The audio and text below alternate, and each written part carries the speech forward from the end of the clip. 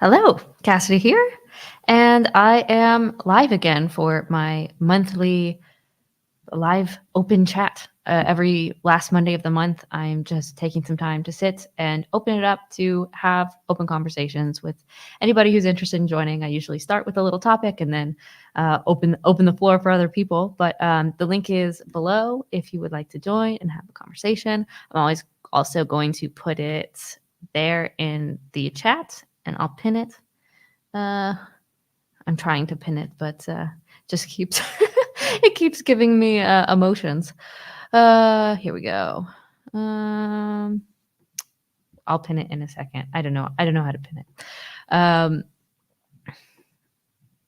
there we go. Pinned now. Yeah, I'll get started, and I will try to read some of your comments along the way. Although I'm not very good at that, so I'll try my best and go over them once I've finished my stream of consciousness sort of monologue thing or whatever it is you want to call this. So yeah, I've been thinking a lot about what exactly I want to talk about today. I've been reading The Ethics of Beauty again, which it always kind of uh, strikes my imagination and gets me thinking about a lot of things. So there's a lot of different topics that were coming to mind and trying to figure out what it is, the life we live, and how to orient myself well in it. And the topic that just kept coming back to my mind was the topic of deconstruction. For anybody who has been with me for this whole journey, you know that very early on, that's what drove a lot of my creation. This realization that I had gone through this process of deconstruction and trying to figure out what it is to have faith and doubts and how to wrestle with those well. And once I got past the absolute terror of that process, came to the point where it's like, okay, I need to make sense of some of these thoughts and the things that are coming and how to process this. And when I feel a confidence again about holding a faith. And that's sort of what bore this project. But I eventually stopped talking so much about deconstruction when I officially came into Orthodoxy, because I just wanted to understand what it was to be Eastern Orthodox and not try to be some sort of, spokesperson for it or too openly public about the struggles with that. I've talked about it here and there. I don't avoid it completely, but I've kind of just put it in the back burner. But the book has made me think a lot about this concept of deconstruction and how we handle it, particularly on the internet and online and in the space where you can have information at your fingertips any minute of the day. And he doesn't actually specifically talk about deconstruction, if I can remember. I'm sure maybe it's farther, but so far that I've gone, he hasn't specifically talked about that in a real direct sense. But he's been talking a lot about therapy and sort of the American therapy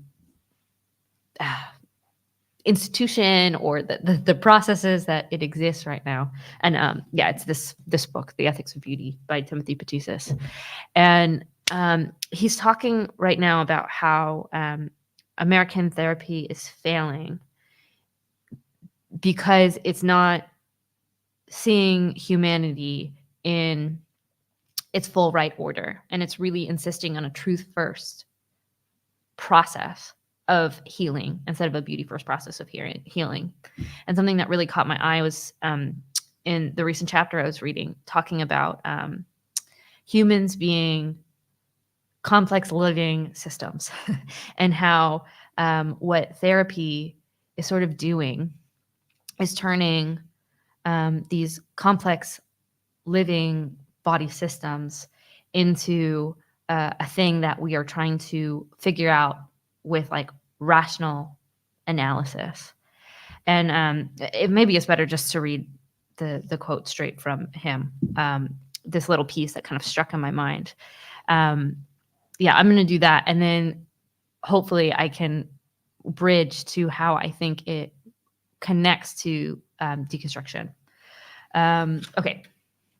So, it starts it starts talking about Freud and kind of what he added to the therapy field and some of the good things that he did, but then it kind of goes into the complexity of that, and hopefully you can get it from this little portion. But well, maybe I'll just start from the top and then read the 3 paragraphs. Sorry, this was not planned. All right. So in Freud's case, he helped upend the hyper-rationalist order that had produced him by insisting that non-rational motives outside the conscious mind heavily determine human thinking. As I emphasized in our first interviews, he presented the return of something like the Semitic heart to a too Greek and too Roman Western Europe. So far, so good. An Orthodox Christian might react. This is why so many Orthodox are drawn to the therapeutic mindset that derives from Freud. But then Freud undoes his own insights by imagining that the subconscious can be rationalized through intellectual analysis and a kind of Cartesian mapping. Well, it can't be. The soul is too intractable for that. And moreover, it isn't just any kind of rational analysis of the soul that he conducts, but this very primitive two-variable analysis that we mentioned above. Freud's explanations are reductive, that is to say, and this is why therapy seems at once so powerfully persuasive and so shockingly wrong. It's quite confusing. But in fact, anytime a reductive science tries to explain living order, you get that combination of powerfully persuasive and shockingly wrong. Reductive analysis can only capture all of a living system if it first succeeds in killing the organism. It seems to explain, thus rendering it inert, organic, dead. But hey, at least now it can be mapped. So he's obviously talking about sort of the human soul and like trauma. But I think there's a lot of parallels going on with what is happening with what we are looking at in this process of people leaving faith and deconstructing sort of the thing that they were given. And a lot of it is coming to trying to map out sort of these ideas or the story or the emotions or even the trauma that we experienced within the church or whatever sort of background you grew up in, because deconstruction is not just happening in church backgrounds, but all over. And there's different kinds of deconstruction, probably political, religious, what have you, but they're kind of trickily similar. Yeah, there's this interesting process where we're standing outside of ourselves, trying to map out the life we've been given, the life that we're living, in order to live it better. And you know, there is this process of analysis and understanding pieces of that can be helpful, but if done without caution and responsibility and sort of relationship, we're basically trying to spiritually heal ourselves by pulling out the wires in us, because we look at it so mechanical, right? We have to take apart the machine so we can understand how to put it back together again and it can run better. But we are not machines.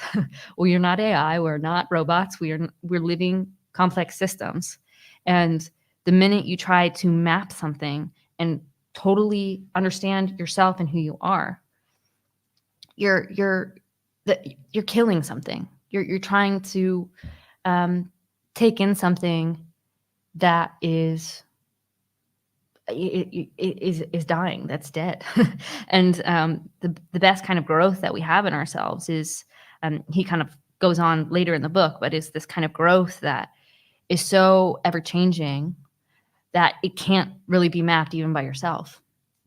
And I don't know, it rings so incredibly true to me.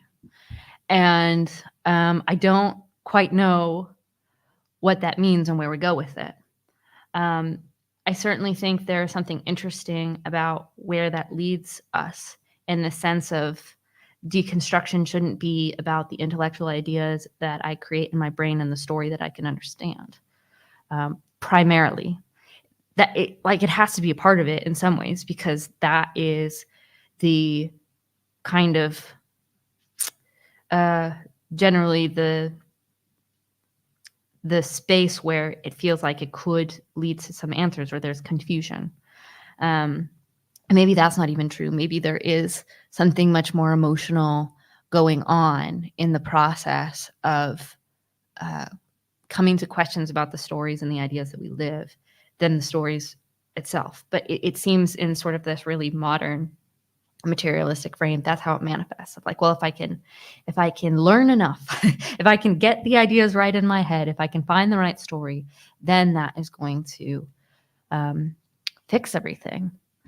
But I don't know. I just think I've become less and less convinced that it really is about getting everything right in my head in order to live a good life, but more of like learning how that order can help me understand what it is to be more human and have better communion with the people that I come in contact with, and how that can lead me to communion with something that's higher than me, if that thing that higher me exists, which I do think it exists. But how do we make space to make the communion part of this primary when it's so easy to default to the ideas? And I mean, I think whatever is happening with Estuary and this little corner is trying to do that. It's trying, we talk about ideas a lot. And so on the surface, it could seem that all we are doing is trying to map out finally and firmly the intellectual path that is going to lead to life. And maybe some of us are trying to do that, and maybe we fall into that pattern and that pitfall more than is healthy. But I don't think that is ever been primary with what we're doing, because we've always tried to make it sort of a people first approach, where we start with people and their stories and find communion in whatever way we can in this limited frame. But yeah, it begs the question of like, what does that really mean to commune with each other? And how do we know that we're doing it well? And can we even do it online with strangers? And I think the answer is yes, but I don't know how to fully get my mind around it, because something he also talks about sort of in the Orthodox frame is how a lot of the monastics don't move primarily, or maybe it was in the Nathan Jacobs talk, but it was either in the book or the Nathan Jacobs talks, where Nathan Jacobs interview that he just did, where he talks about this, this sense that the monastics don't put conversation primary, because there is something very beautiful that they understand about the communal nature of liturgy, and how standing in church together and participating in the sacred act is creating a communion that is larger than words. And they don't want to ruin it by speaking. And gosh, it's like so complicated to really let it sink in and understand what that even means. But also there's something kind of true about it that we can probably sense, even if we're taking it outside of like a sacred church service, where it's like, the people that you feel the most comfortable with are the people you don't feel like you have to fill the silence with, because there's this communion that is happening that doesn't require the exchanging of words. And there's this, and even like an activity that you go out and to do, like you go out on a hike with strangers. There is something about the communal nature of walking up that mountain and moving towards a goal together, where you don't even necessarily have to say words to feel that connection of humanity growing. And I don't know, I just feel like if we're seeing deconstruction and the answer to it as better answers to religious questions, we're not going to get very far in actually healing the soul of what the soul is trying to attain, or like get recovery from, which is this lack of communion with the story they find themselves in, the ideas that come out of that story, and then the people who are holding the story and that idea, that at the very least we used to have um, a sense of similarity to. And yeah, so it begs the question: what does it look like to pursue communion first when we face deconstruction? And that can be sort of the deconstructioner who is their life is falling apart in front of them and they don't know how to process that, but also those who are friends and family of people who are going through this path. How do we have that? How do we deal with this tension and this difficulty in the face of fear, in the face of uncertainty, on both ends, that encourages communion in its purest sense, or as best as we can? Because the purest sense, that's probably an ideal that is so unbelievably difficult. I don't know if we'll achieve it in this lifetime. But those are sort of the questions that are rattling kind of in my brain as I'm letting it soak. And I don't have any strong answers about that. But I'd be happy if either in the comments or if people want to jump in, kind of join this. And also, if there is something you want to talk about that's not exactly this, that's okay too. I really make the space open to just let it be what it needs to be. I'm not too tied to anything, but yeah, that's just been sort of the topic that's been rattling around in my brain for the last week or so, as I'm trying to wrestle with the idea of what does it look like to put beauty first as I'm processing life, which is not I don't think my default setting. not to get too mechanical about it, but not the story that was presented to me. I mean, I'm an American. I think consumerism is so embedded in our culture in ways that we don't even understand. And it's slowly, I'm slowly losing some of that being away. And maybe not losing it fully, but kind of questioning my own motives and my natural instincts of like, oh, is this something that's good, or is this something that is just bred into me from being an American?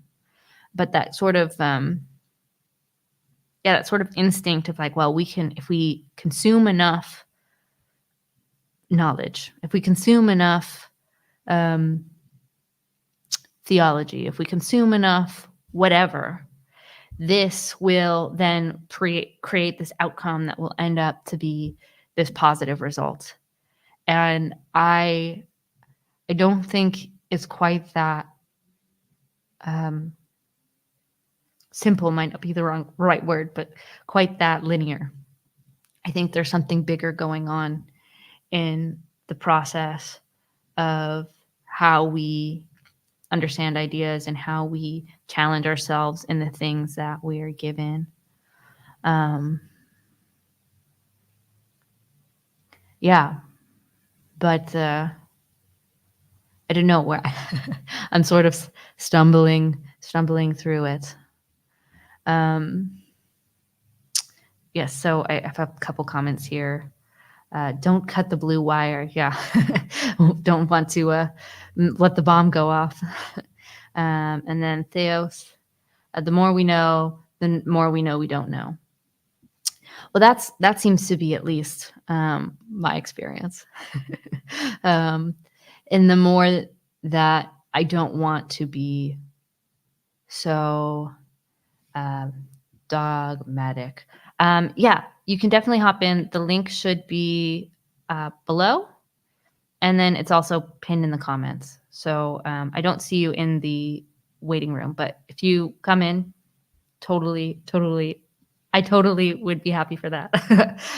Like I often say, I much enjoy doing things with people than just by myself. So anyone who'd like to join, please come on in. Just yeah, make sure you have your camera on if I don't know you. Hi, Jer. How are you? Oh, you're muted.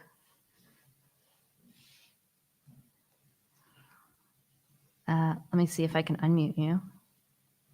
I can't. I have Oh, muted. That was me. I had the two going at the same time, so I muted. I muted the perfect. wrong one, and then Not the endless loop. That's no, perfect. no, no, no. Do you recognize me, or you recall Yes, talking to me yes. before? Okay, good. I do Yeah. remember you. Yes, it's so lovely Okay. to see you. It's a memorable chat. Yes, yes. Oh, you Thanks muted for. yourself, Have I done it again? Okay. but you're good Uh, now. It okay. was very quick when you were moving. Um, yeah. So thanks for hosting this. Oh, sure. Thanks for inviting me. Oh, thank To you for letting me coming. participate. Yeah. Well, so I didn't catch the book you were talking about. What book Mm. were you mentioning? Because I Uh, came in 5 minutes afterwards.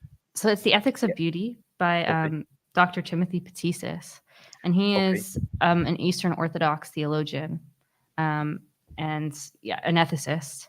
And yeah, he really talks about like the beauty first approach to ethics and how it's built into sort of the Orthodox sensibility. Hmm. And it's been really helpful for me as I'm trying to orient and understand what Mm. it is, um, what orthodoxy is, and how I should orient myself with it as a Hmm. convert. Hmm. And I actually was given the book when I was still a catechumen, Hmm. and yeah, the pieces. Since I opened it, I just fell in love with it. It just has such beautiful things to say about life and really challenging my perspectives, but it really helps me feel that confidence of walking in to this huge mystery that is the Orthodox Church and going, okay, Yeah. um, I'm I'm um, I'm surrendering my life to it and trusting in the process of that transformation, if you Yeah. will. And part of you still wants to know a bit about it, right? Yeah. You want to have layer. You want to understand the layers to it. Um, Mm. looking at the book, it looks like it's approximately 4 to 5 inches thick. It's like It's 700 substantive, right? pages. Yeah, It's a it's a good one. substantial tome. And can I ask, in that book, he doesn't, I presume, talk about deconstruction, but he put something in it. What thread pulled through there? I mean, the Mm. thread of beauty and orientation. Is that how you're linking into deconstruction? Well, no, well, maybe that's a good question. Maybe I'll come to an answer as I think through it with you. But he doesn't so far specifically talk about this deconstruction and sort of the Yeah. secularism that's rising, or sort of this kind of loss of meaning that's coming in sort of our generation. But he more talks about trauma and sort of like PTSD victims, Hmm. particularly those coming home from war, Yeah. and sort of the way that our current therapy systems are not helping them. Hmm. And he kind of makes a powerful argument about how sort of this truth first approach of analyzing all of the bad things that came and trying to map that out and understand the failings, while Hmm. sometimes can be helpful Hmm. when guided right and in the right space, but is actually probably not being as effective as we think it is, and Hmm. switch to more of a beauty first approach, which is to really try to move people towards looking at the good and the beautiful and trying Hmm. to enliven that in their life is going to be better than sort of ripping open the wounds of the past that came in. Yeah. And I think for me, it just really kind of maps over in a certain way of this idea of deconstruction, Hmm. Yeah. particularly in the part where he was talking about like us being living complex systems, where it's Hmm. like, yes, we're He's trying. is he American, Cassidy? Yes. He is. Okay. Yeah. Yeah. Um, and yeah, and trying to kind of yeah, map our understanding of the world and get it Hmm. all in order so that we can live well. And that's yeah. When he talks about complex systems, so one thing, when you were talking in your introduction, and as you're talking now, what's jumping to my mind is the layering, right? The Mm. individual versus the societal. Mhm. And to me, Um, the term deconstruction is often regarded as an individual act, right? Mhm. I am deconstructing. Mhm. Whereas maybe later in the conversation, I'm going to kind of go that there's a different type of deconstruction has historically happened, right? Mhm. And I wonder from his perspective, because he talks about like individual, like dealing with trauma. Now, Mhm. trauma again is typically an individual response, um, and trauma can collectively happen. It's experienced individually, and Mhm. the way of handling it now is like to be able to talk about it, right, and to be able to, which is an individual action, right? And you have had collective responses to trauma, which would be something like South Africa, where they had their Truth and Reconciliation Committee. And the Mhm. strange thing about that type of thing is that handling of trauma is a very different type of activity because people hear their stories. You probably don't get to see justice, but you got Mhm. heard, right? And then you just move on, right? As a society, individually, you might still Mhm. have that lack of resolution in your individual trauma. So you haven't been able to break down that some of those, deconstruct some of that trauma. But as a society, you've moved forward. And Mhm. um, with when just like listening to some of the things you're saying about this guy, I'm kind of curious about how is he when he does the switch from individual trauma and to kind of say, look at beauty, then what kind of comes to my mind is that this is a guy who's kind of saying, right, you've got to move away from your modernist individualist approach of talking about your therapy, right? Yeah. Because you're going to look at the societal trauma issue now, and there's going to be no happy outcome for you. You are not going to see your transgressor, the person who wronged you, right? They're not going to jail. This person is not going to whatever, right? But collectively, you're going to transcend it. And how do you to transcend that? Like, I mean, when you get into the collective and transcending, right, you go to the transcendental in a way, right? And that's beauty. So I like I kind of think there's some type of shift, right? He's looking at the societal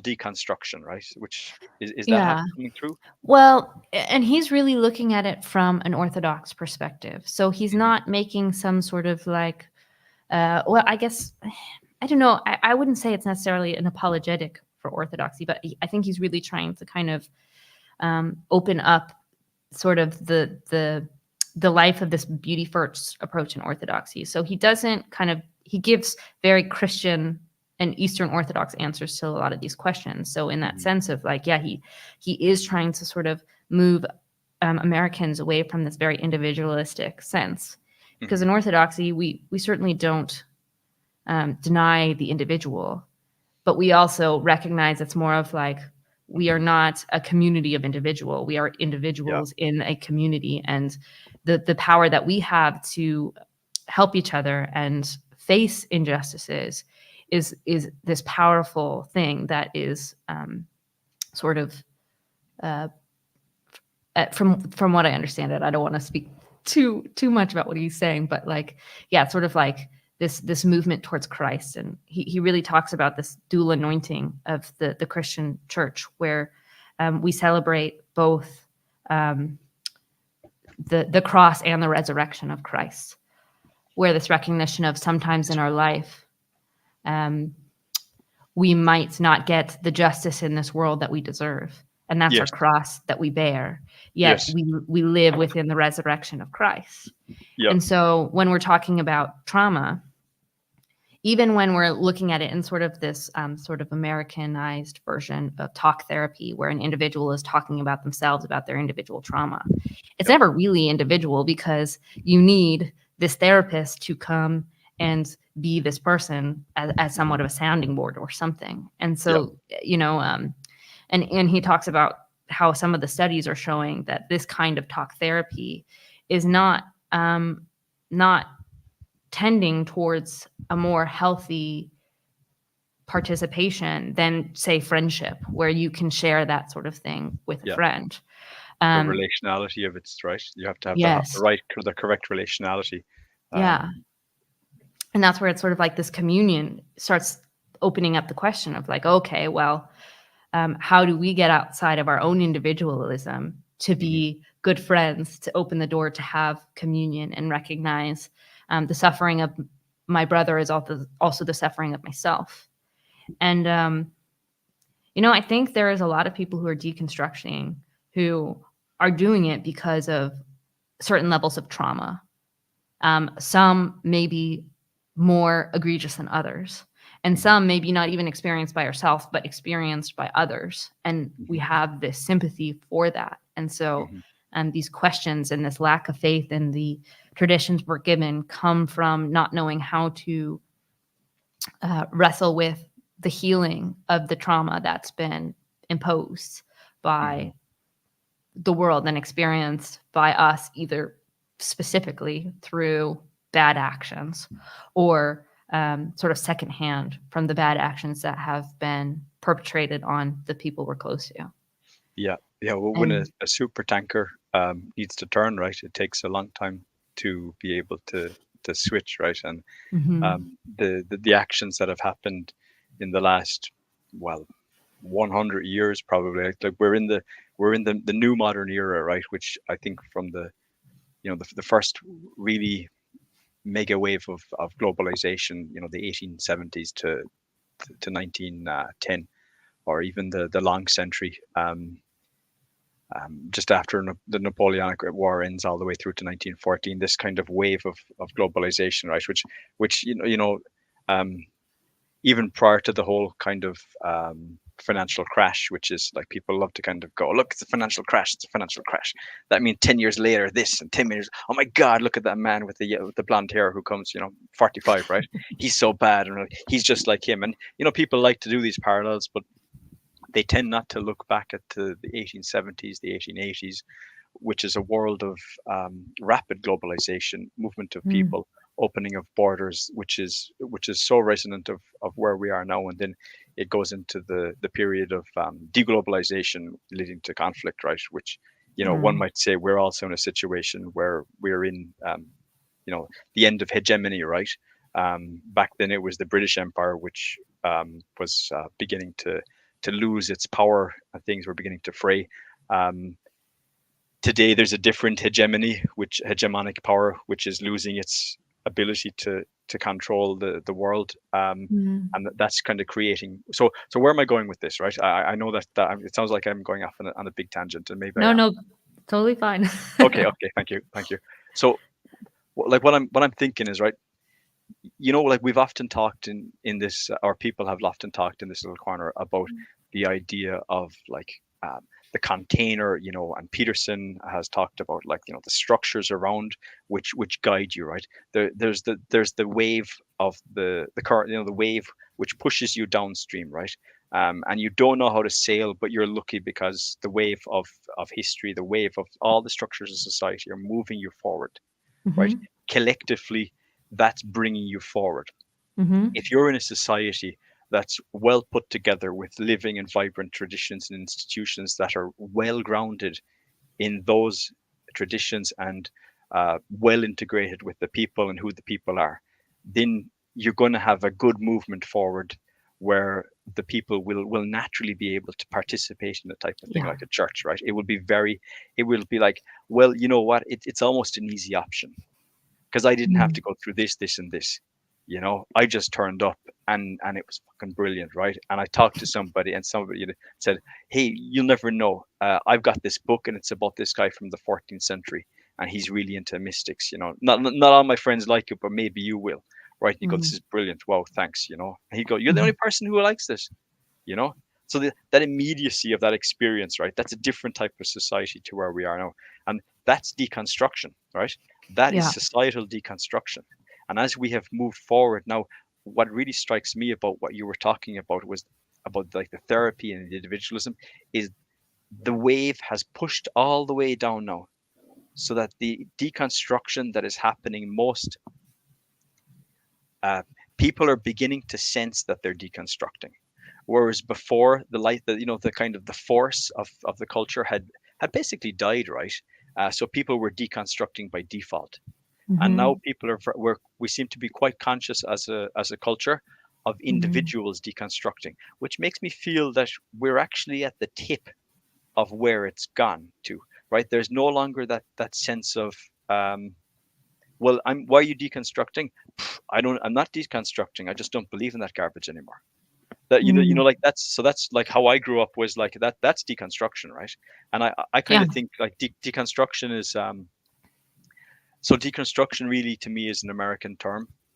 yeah, You know, uh, but it represents the obvious truth of what you see in where you live, what I see where I live, and what I see in my home country, which is churches emptying out, right, mhm, and the yeah, hollowing out and collapse of it, right.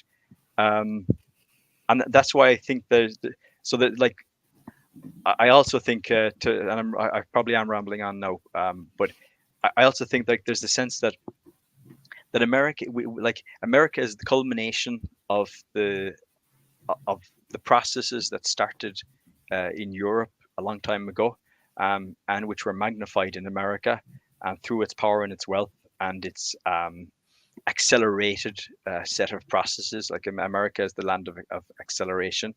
Um, it has brought everything to the final point, right?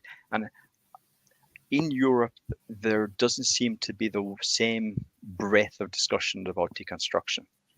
Um, sure, it's an American term, but simply, I think Europe, left to its devices, doesn't know how to be able to pull itself back.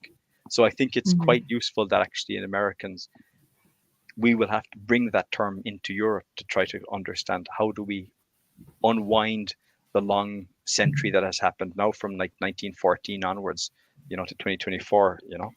yeah. Well, Sorry, that no, was quite rambling all over the place. no. I found it very helpful, and I was having a conversation with my husband today about it all, because he's Dutch and I'm Mhm. American, and Yeah. just yeah, having that realization of like, oh, there is this deconstruction happening where he himself thinks he went through some sort of deconstruction, but it looked far different than what I went through. Hmm. Um, one because he was never really given a strong tradition, of what to follow. He kind of grew up vaguely Christian, but even then it was sort of more secular than anything else. And here I'm coming from this opposite sense of like a really strong sense of Christianity and um, this fervor to defend it. And Hmm. like, Can I ask yeah, what was your background, if that's not an invasive question? no, no, it's not. I was the best, most descriptive way to describe it. I was a non-denominational evangelical Protestant Christian. Okay, all So right. kind of the most modern uh, representations of Christianity, Yeah. and sort of that American style of the things that you kind of see in many ways made fun of in modern things Hmm. that are sort of that Protestant evangelical modern. Hmm. That was very much my upbringing in various forms, from large mega churches to smaller churches, lots of different expressions of that kind of Christianity. So it's sort And of odd that I'm now very traditional. I yeah, don't think that's the normal path for American deconstructioners. yeah, but that is a deconstruction, right? And Yeah. um, and your husband Ferdy, I mean, he deconstructed, if I gather correctly, from he deconstructed away from the what he had been given in a way, right? He because if deconstruction is the breaking down of those beliefs that you have been that you have long held, or that you have been given, and then a turning away from it. Then if he's coming from a place where um, like maybe his parents weren't quite religious, or maybe he just has the cultural legacy of religion. I kind of think somebody who moves from the kind of like, well, I wasn't really into it, and I kind of went and then after 12, I think I'm not doing this. That's also deconstruction. You can Yeah. deconstruct from becoming atheist in a way, or being almost secular, into Yes. religion. Yes. Yeah. No, there's all of this. I think a lot of the conversation gets pointed sort of this um, in this evangelical to atheist pipeline, but there's Hmm. all this kind of deconstruction. There's a lot more diversity in it than we give space for to talk Hmm. about. But yeah, we're Hmm. all going through these processes, and yeah, Americans are more self conscious about it Hmm. in a sense. And I struggle too if deconstruction is the right word. we should be using for what this is, because it does sound so mechanical. And I've always sort of tried to focus more of like, it's not about deconstruction, even though that's sometimes Hmm. a part of healthy growing and trying to understand what it is that you are living through. But like, if it's not pointed to reconstructing, Hmm. Yeah. it's going to be chaos and not very healthy. Like, you have to move it towards building back to Yeah. something. And yeah, I don't even know if that's a good term either, but it's the best one that I have, so I use it. It makes sense to me because it's it makes sense to me because it's also the way I'm thinking, right? So naturally Mm. enough, it's like, oh, you're thinking the same as me. So it's a good idea. But um, like it's mechanical. Deconstruction is a mechanical thing, and because it's mechanical, it lacks the type of agency that we feel we should be bringing to it. It's this like default. I feel like that, and that's why I kind of wanted to wrap it in this idea of cultural movement, right? There's a kind Mm. of like, well, I'm deconstructing because what else am I doing? The wind is behind me. It's blowing me this way. I have a belief that I'm actually, a wise old head who's kind of throwing my back to all of the things I've been taught. But actually, I'm not. I'm simply just becoming orthodox, and I don't mean in the sense of religion, but I'm adhering to the prevailing orthodoxy, um, and I'm deconstructing. It's like, no, you're Mhm. you're actually, we like to say that everybody has a religion, right? Even those who think they Mhm. don't have a religion, right? Like, so they were Yeah. simply reconstructing themselves and calling it deconstruction. Um, Mm. and what Mhm. I like the idea that it's a reconstruction because as we get to this edge case, which is this like this that we've pushed out, I believe, to the shores, right, and the water's pushing us now. We're beginning to ebb. We're almost estuary like. We could play with that word, and now the chance is what happens, and the ability to pivot and shift here is quite lively. You know, Mm. like I think to talk about 5 years ago about like. Is it deconstruction or is it reconstruction? I personally wouldn't have known what you were talking about if you were to say. Mm. And I think perhaps it's fair, but only you might be able to answer this, is that maybe even 5 or 7 years ago, the idea wouldn't have kind of come to mind, or maybe it was already an idea that you were playing with, But it could be that this is very of its moment, right? That because we're reaching this limit, and maybe that's just hope rather than fact, right? But I kind of Mm. feel like it's kind of zeitgeisty to be talking about a shift from deconstruction Mm. to reformation, reconstruction. um Yeah, I mean, it's an interesting question. I think I only gain the language because I was going through it, and so all of a sudden mhm, you're trying to find a space of like this thing that you didn't really want to happen to you, but it's happening, and so what do you yeah. do? And then the language, it comes up and it's useful enough, so you use it, and yeah, and then slowly over time, as I getting out of the weeds of the most chaotic part of it, Hmm. then you kind of start to think think more positively. Okay, what is the good that came from this? What is the things I learned from this, and how do you orient better, Yeah. not only for myself but for the potential to help others, because I know that I'm not the only one Yeah. kind of going through all this stuff, and it would probably be better if when I had gone through it I had someone to help me. So Hmm. okay, well, how do I then at least open myself up to be that person Yeah. who could be that for others? Yeah. um, But the apprentice has to go through the apprenticeship, right? I mean, yeah. that's the nature of it, and I kind of feel the same. Like you said, the language, but I think isn't it? You've developed the language, but you've had the experiences, you've had the growth, right? Mm. And I And so yeah. yeah. I mean, and there may be a way that I could have understand it without going through it personally. I Hmm. just, for some reason, uh, I guess God saw it fit that I go through it. Yeah. And it's interesting because my deconstruction looks very different on paper than my husband's.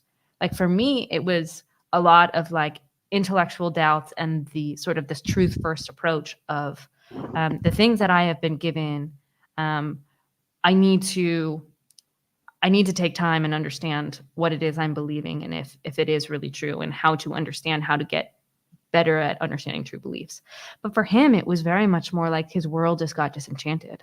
It was Hmm. nothing about the beliefs that he held that he was questioning and doubting and needed straight answers. He's just Okay. lost the enchantment of the world and the beauty of the world. And so I think naturally he is much more of a beauty first wired person than I Mm. am. And maybe that's not 100% true, because I do think I see the world in beauty being an artist and a creative person. But I think I was just really given a system that was truth first, where it's Yeah. like we hold on to the truth and the belief of what Christ is and what he did. And Yeah. that truth shows us what is good, and the goodness will hopefully lead to something beautiful, Yeah. which it did. Yeah. But like it's Yeah. sort of yeah, the orthodoxy asks you to kind of see it differently. It draws you in with the beauty, it strikes you with the beauty, and it asks you Yeah. to let that beauty drive you to participate in the good. Hmm. And through participation in that good, it reveals what is true and it makes you more true. Yeah. And um, flipping that around all of a Hmm. sudden, like when I really kind of saw that and went, oh, okay, and was sort of like Mm. struck by the sense that that made. It wasn't so linear Hmm. in its explanation, but the sort of the wholeness that that Hmm. could open me up to in this process, it kind of, yeah, it made things flow in a way where I wasn't so terrified all of the time. Did Although did by that? the time I found this book, I wasn't so terrified all the time. I think I Hmm. entered in this beauty first approach Mm. and was struck by it, but didn't have the words or the concept to Yeah. explain what Pull I it was together. experiencing. Yes. Yeah. I was going to say, like, did you have a free fall moment in that process? Was there a moment where you kind of like, I'm leaving behind the old, and and you have that kind of, you have the barriers, right? You have the sense of certainty, and then you get into the new, and then at some moment you kind of feel, oh, the net's gone, right? And it's like that, because I mean, that's deconstruction, right? That's the leap of faith. Yeah. It's moving forward. Was there a moment where you? Well, Mm. I presume it probably was, right? Because it's quite a journey to go on, right? This so Yeah. that. Well, it's interesting because how that question strikes me is that when I found orthodoxy, it almost felt like landing on solid ground. It's Okay. sort of like I had already jumped out of the plane and done the free fall through the Okay. deconstruction. And then Okay. when I Okay. was kind of had a piece about Christianity, it's like I had pulled my chute and I was sort of Yeah. like floating around, Yeah. going slow. And then all of a sudden finding orthodoxy, it feels like hitting your feet on solid ground. Hmm. And so there was certainly a bitter sweetness to it where it's sort of like, Hmm. what am I doing?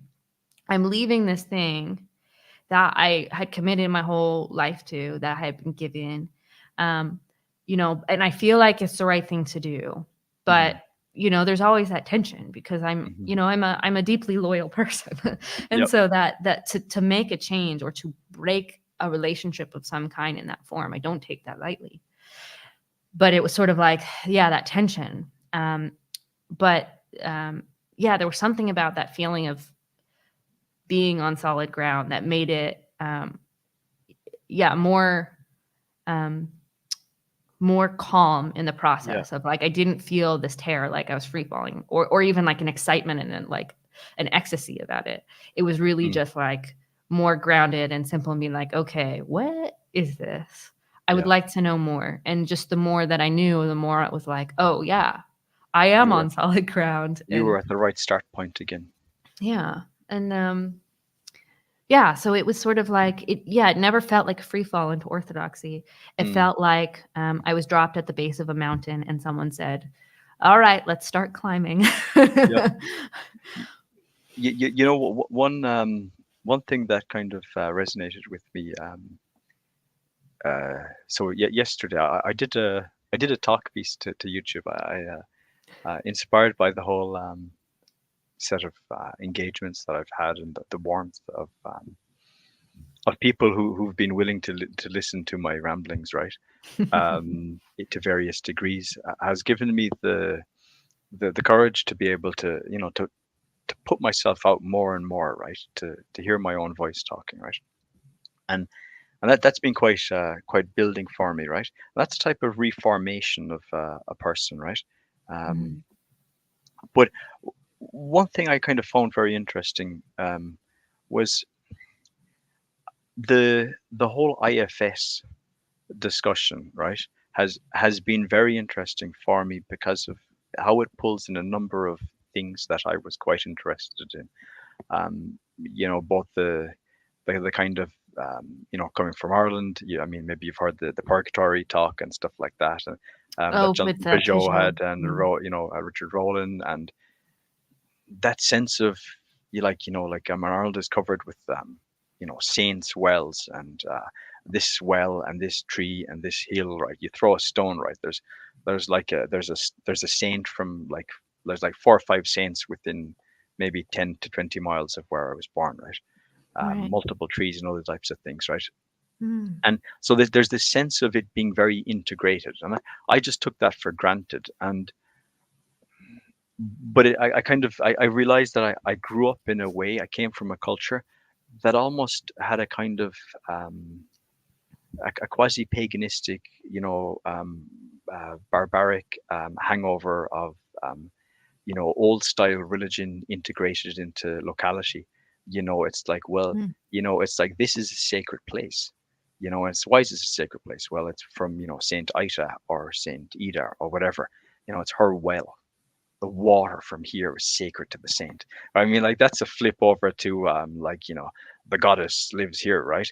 Mm. So I was always very much enamored of that type of engagement with spirituality and the meditative practice and all that type of stuff, right? So IFS was quite intriguing and engaging for me, and it kind of in a way uh, pulls together some of the things that it's kind of like a going back to Peterson from 2016, Mhm. because it's like, okay, go back into the psychology of it, go back into the inner voice of it, go back into the talking of it.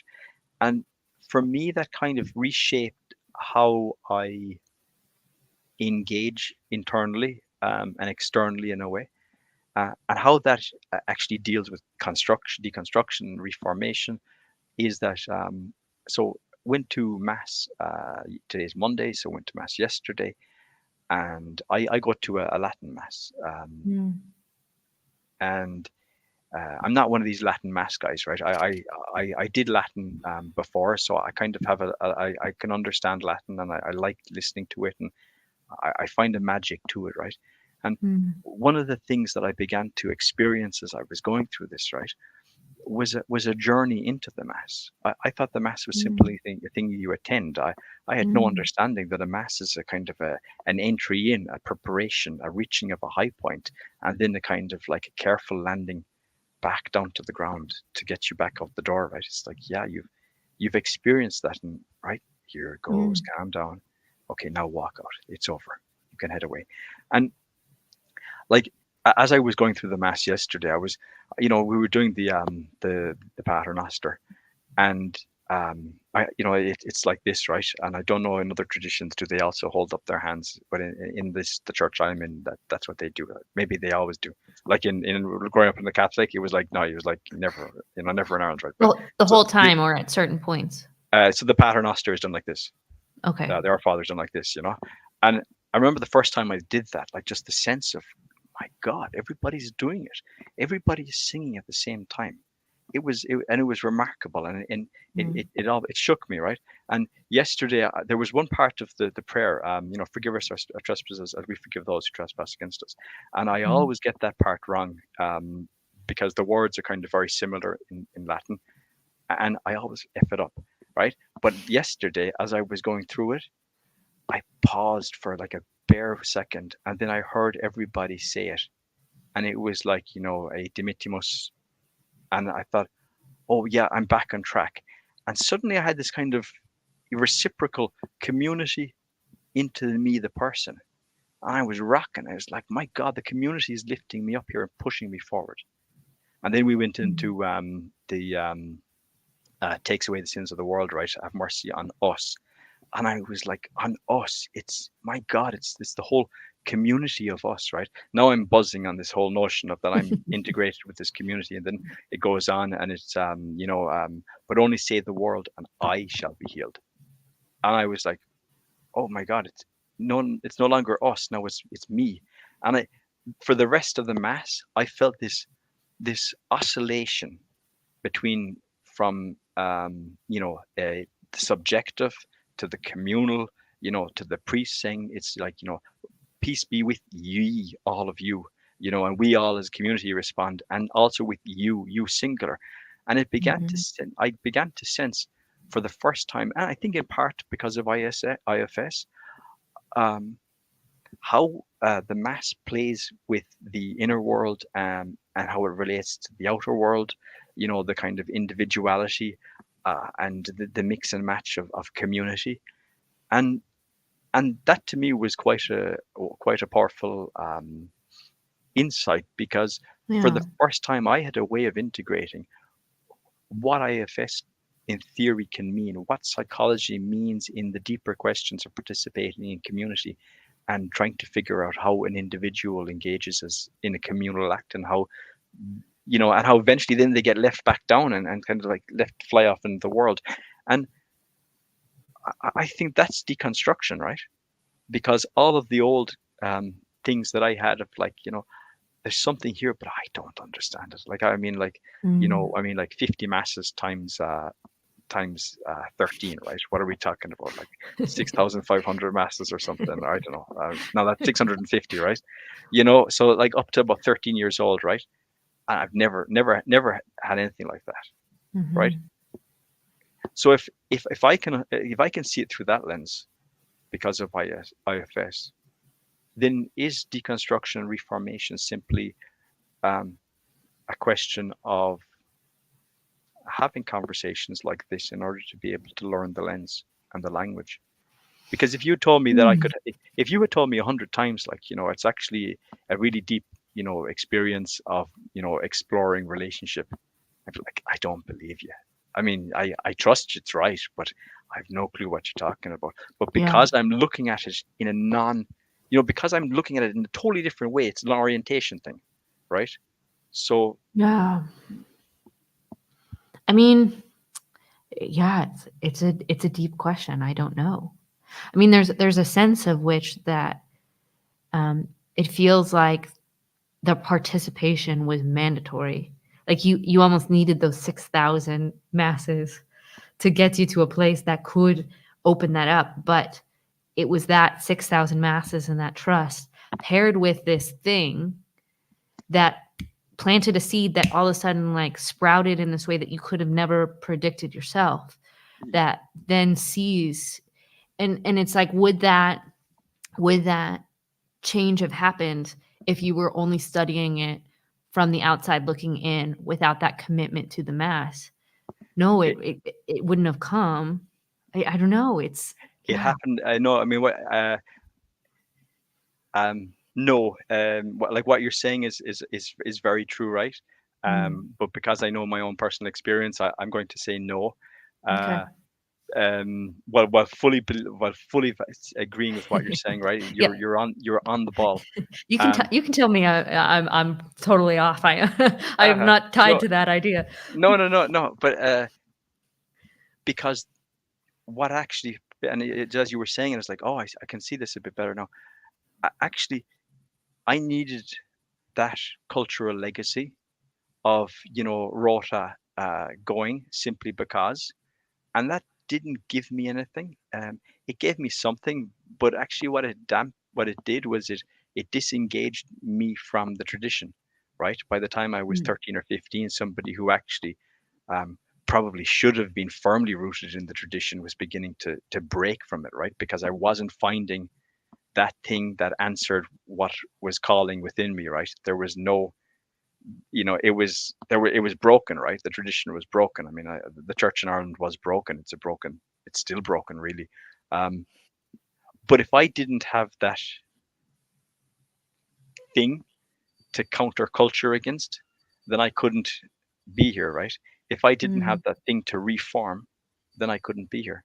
And in a sense, and that's why I kind of think, I've deconstructed like the how I felt about the church, and how I felt about the tradition, and as a result have reconstructed something. But I had to step out. You see, I ran against a wall, it yeah. bounced me off this way, and now I've had to use external means. Like, that's why Peterson's, that's why, the Catholic guy me who has a Protestant pastor, right? I mean, in a way, right? Online, Hmm. um, these are the flips, right? The non-logical flips that countercultural revolutions are built on, right? Mm. No, there's something true about that recognition of like um, the mystery of the way that God constructs our paths. Where the prodigal, like the path of the prodigal son is also a path that is leading to the same resolution that we hope for the people who never leave, which is Hmm. health, salvation, wholeness, like a better understanding of humanity.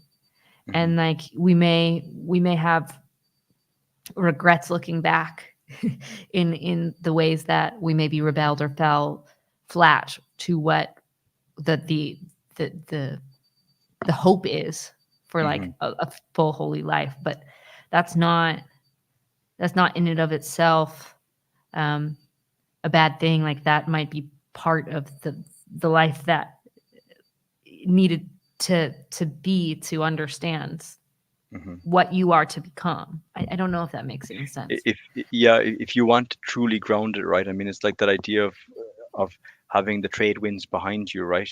In a way, like if you're if the culture and the times are doing 90% of the lifting, and pushing you in the direction of living a good life for you and a good life of participation in your body, then right, that's good, but in a way it's easier.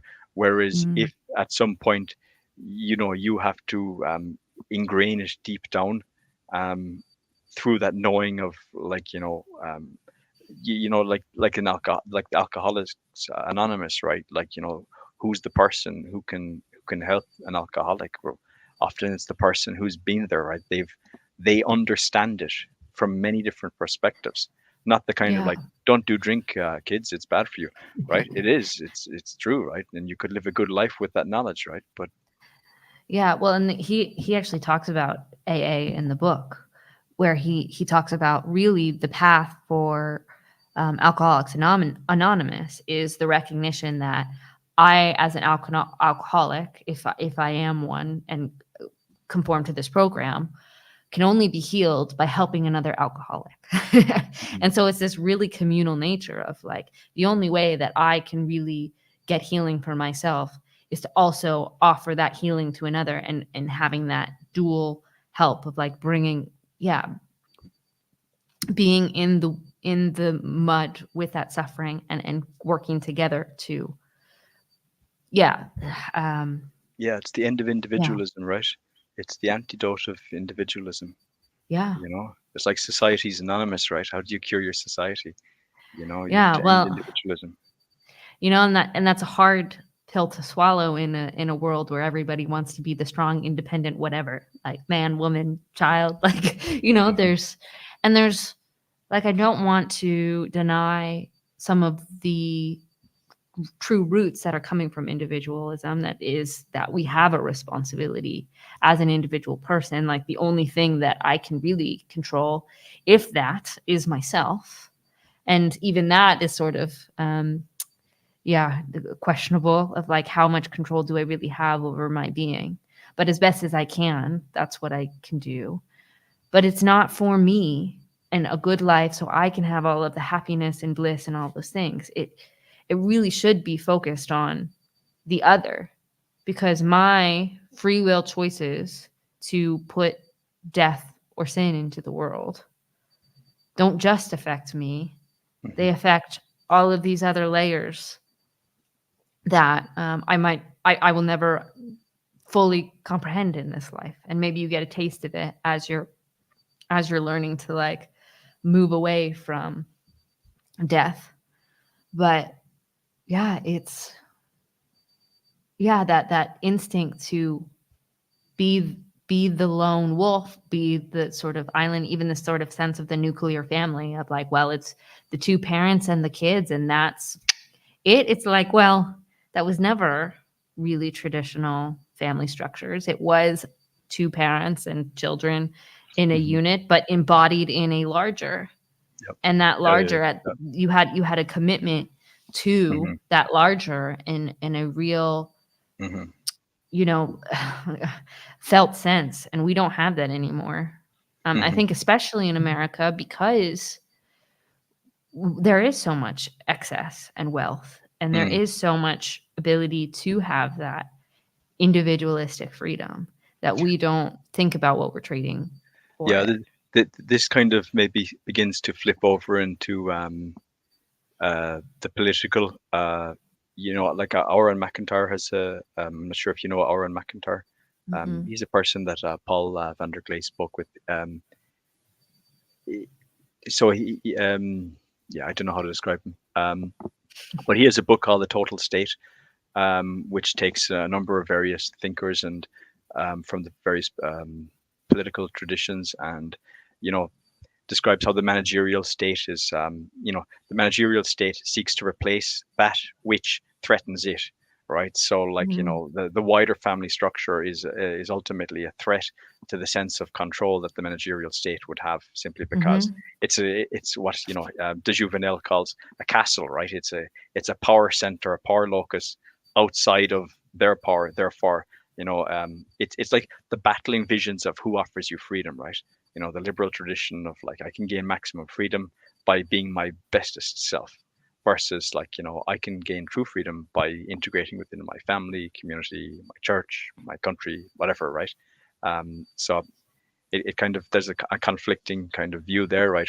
And in a strange sense, if we want to kind of like put this in the context of communal, then maybe we are faced with the question of, like, politically, how do we handle that, right?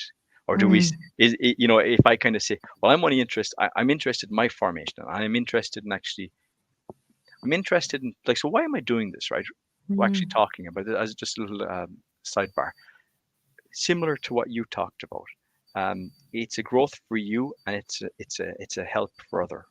You're Mhm. putting yourself out there because you grow, but also because you share, right? I Mhm. think, right, and or at least that these are my words, but at least what I sensed from you, right? But that's also what I feel, right? I'm growing as a person by trying to communicate, but I'm also conscious that maybe somebody hears and resonates with what I say, right? Um, but what do you do then, right? If deconstruction, and ending deconstruction ends up having a kind of a societal um, uh, requirement for a solution, and the polis, right, the city, the wider social structure of the polis, needs a political solution, a political solution, and Mhm. maybe that's why this idea of Christian nationalism keeps on bouncing around these corners. It's because, at some sense, as we begin to move away from this individual uh, thread, we're confronted with well, what happens, like, just like me in mass, right? As I move from the individual to the communal and feeling disorientated about all this oscillation, what will happen as we move from this individual deconstruction to reformation, and then, instead of Mhm. societal deconstruction, to societal reformation? Because I'm going to need societal reformation in a way to, that's like, just as I was doing the Pater Noster, and when I forgot the words, the body of the people in the church, as they spoke it, they helped guide me back on the track, right? And in a Mhm. sense, like, you and me having this conversation is a type of societal reformation, right? And Mhm. just, I mean, as all these conversations in this TLC are, but how does that scale up, right? And that's not what I want to discuss now, right? But I Yeah. think that's a relevant element of what deconstruction means, and when deconstruction ends, right? Yeah, it's this looming question of, like, what happens if you have a mass return to church? Like, how do you handle that structure? And then what does it do to the political systems that are sort of um, playing a replacement for some of that religious participation that has been lost, as we kind of play with this idea that we can define the stories and write them in the way that is to our taste. And, like, there's something I think there's something far deeper going on than, yeah, just that ability to rewrite and rewrite the stories that have like touched the fabric um of so many societies. Like, Yeah, it's the authenticity question. mhm, yeah, and it's not to say that there aren't some cultural narratives that wouldn't benefit to being subverted towards Hmm. towards a more uh how would you say it, proper orientation to the divine. But yeah, that sort of question of like, well, why not?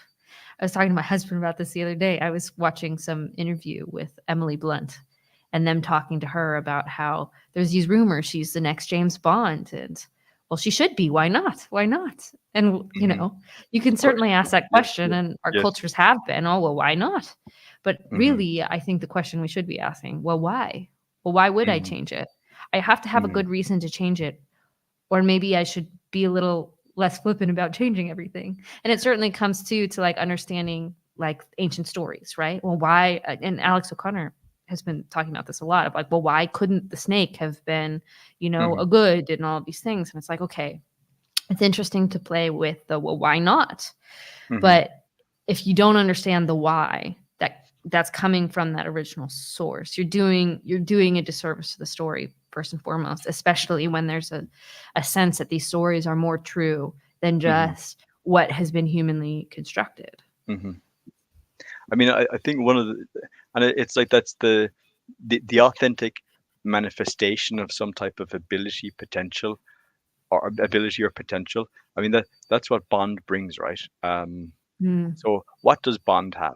Bond is charming. Okay, any woman playing a Secret Service role can be charming, right? Hmm. Mata Hari, right? She was supposed to be very charming, right?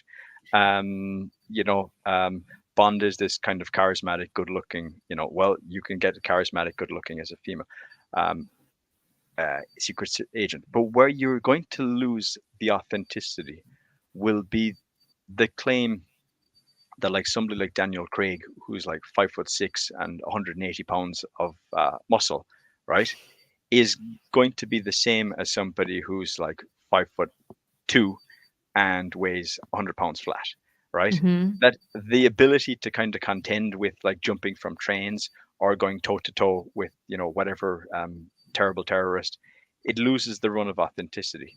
So Hmm. if you try to build that, you try to swap it out, then you no longer have a real story that can resonate. Whereas if you were to Hmm. kind of go, this is not James Bond, this is something new.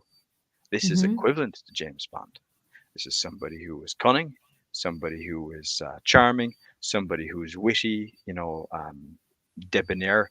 I don't think you use debonair for women. Debonair is typically a man, no? I'm But not sure.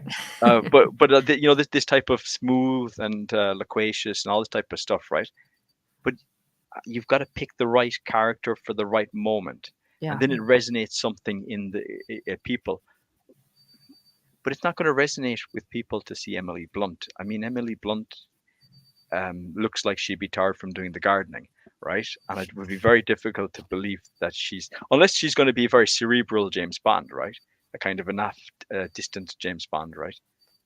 But but then it loses all the reality and the authenticity. Yeah, well, and there's not to say that there isn't a place for like suspending reality. Like there's certainly a sense of that in filmmaking and sort of this heightened reality that can show us something about humanity. But I don't think it. I think it might be interesting on a political sense to kind of make a feminist point, but I don't think it makes a long-lasting story that opens us up to something about really understanding the complexity of the woman's role and the limitations she does have, not being a 6 foot buff male. Linebacker, Like, yeah, yeah, yeah, yeah, there's yeah. there's just a difference in the realities of the way those play out and the way those things do. And not that you can't have a strong like Emily Blunt. I mean, she's played sort of those kind of really like warrior roles. Like she did a Tom Cruise movie that was sort of like that.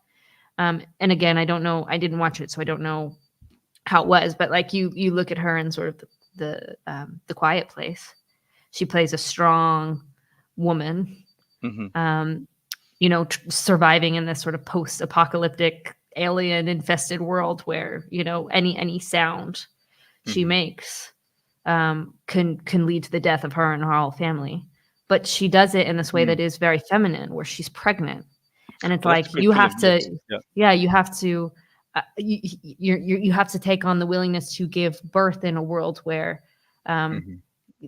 a baby is dangerous because you Mm-hmm. can't control the noise of a baby, and Sound. it's Yeah. for yourself. But yeah, that that willingness to um, find that life precious, and that willingness to like give birth with that sense of like the danger that comes with that, not just physically now with your body and what comes with childbirth, but Mm-hmm. the fact that any groan, moan, sense of pain that verbally comes out of you Mm-hmm. is a death sentence for everyone. Mm-hmm. And that That's movie starts off with their kid, isn't it, who's mute, and something happens and he starts to scream, and Will Smith is running back trying to stop him. Will Smith's in that movie, isn't he? no, No, no, how it's much? John Krasinski. Okay, okay, and Am I thinking the same movie? The kid is there's a deaf kid, and they when she There gives is. birth, then she's like in a place underneath in a bunker or basement, Mhm. and mattresses everywhere, and they're trying to dampen it Uh, down.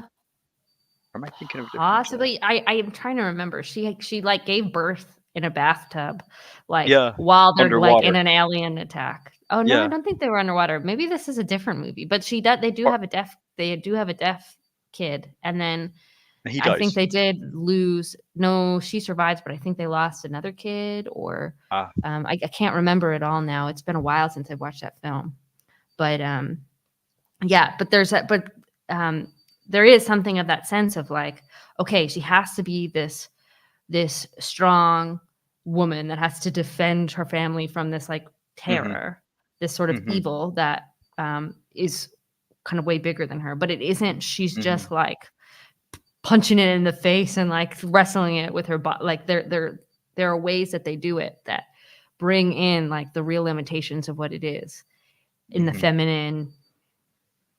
the feminine reality, really. mm-hmm. And that's to me so much more interesting than just like Ocean's 11, but make it women. Yeah, Like yeah, not no, like I watched Ocean's 8 and I wasn't, I didn't think it was awful. But again, they only made one Ocean's 8.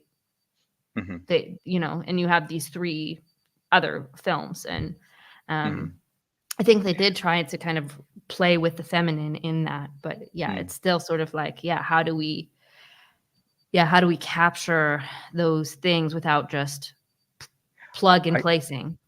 I think this. I keep on thinking back to Aaron McIntyre and his notion of de Juveniles talking about like alternate competing castles and structures, right? In a sense that if you were to have um, like I'll give you an example.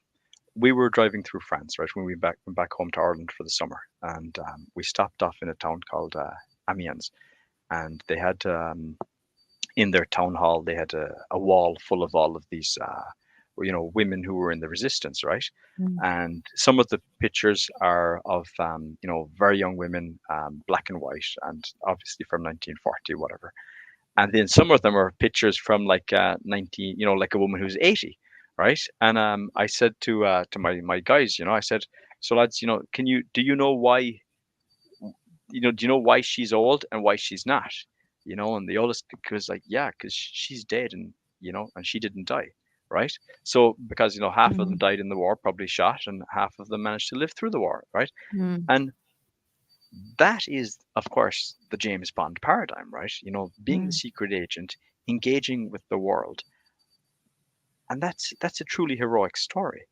But if you were to kind of put forward that these people had stood in the middle of a street, put their fists up and proceeded to beat 100 German soldiers in a fist fight, it would have been really empowering, but it wouldn't have been authentic, right? And it would have been fake. And I mean, that goes back to the whole point of like, about like seeking authenticity and trying to represent actually the potential that is inherent within each, right, in a way that's truly reflective of that potential. But why I thought about castles, right, is because if you limit the story to that paradigm, then you're putting it in the terms that have been used up until about 20 to 30 years ago. You're talking with the frame of the past. You're Mm, saying like, I reject this competing, fluid, ever changing, consumerist, deeply, thoroughly, purely consumerist view of the world, to kind of like, there are things which are structured above and beyond your ability to watch 14 remakes of the same movie, right? That is not an empowering life. Look at this person. mm, She went on and she had kids. These are these mm, are kind of like, that's static and stationary, and it goes back, generations, right? It's mm, real. You can relate Joan of Arc to those people, but there's no mm. story of Joan of Arc going onto the battlefield and slaying, a guy who was 6'9" and weighed 250 pounds, right? That didn't happen. Yeah. But so in that sense, it's like almost like the imaginary, like create living in this imaginal world, versus like this concrete world, right? And they're competing visions, right? So I think even Hmm. in that sense, the whole idea of having James Bond rooted in reality, um, has to be, it's treated as old, right? And that's why James Bond could be a woman, right? Because then it's grounded in nothing. It's in the imaginal. It's in the kind of like, 1984. We've always been at war kind of world that we seem to be in. Hmm. Does that make Well, sense, or was that rambling? no, no, I think it totally makes sense. And I think there is something too about this sense of like we have downgraded the man but upgraded the masculine story, Hmm. where Yeah. all of a sudden the heroics of what it is to really be a Hmm. mother, and or even a matriarch of some sort, Yeah. or some sort, yeah, like um Hmm. person in a woman's story taking on a woman's Yeah. plight. Yeah. It's so downgraded where it's like, no, Yeah. I'd rather be the female in the male role.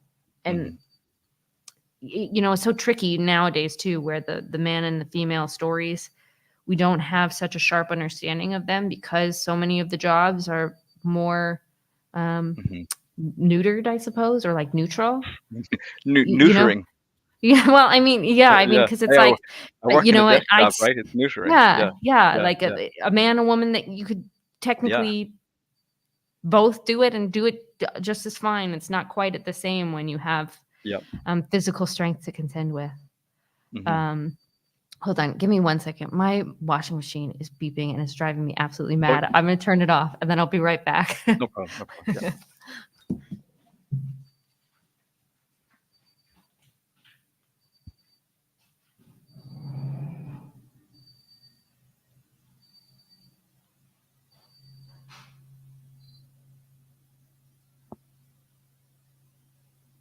Am I supposed to keep on talking, everybody?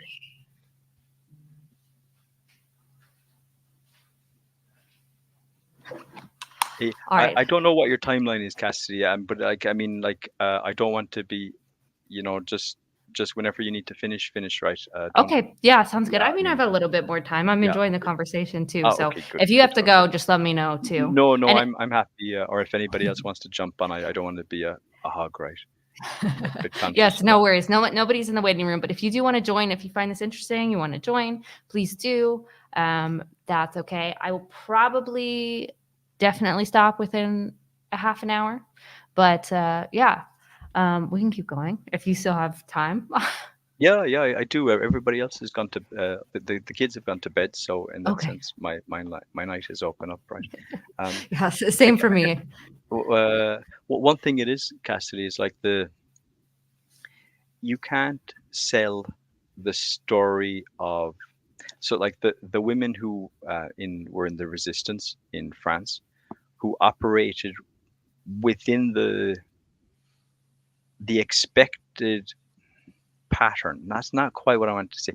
Who operated in a way that was at least relatable to how women in um, stories or adventures or heroines or yeah, I'm not getting it across properly because what I'm trying to say is like, so those women were operating in a way that was perhaps on the edge of what was doable for humankind, right?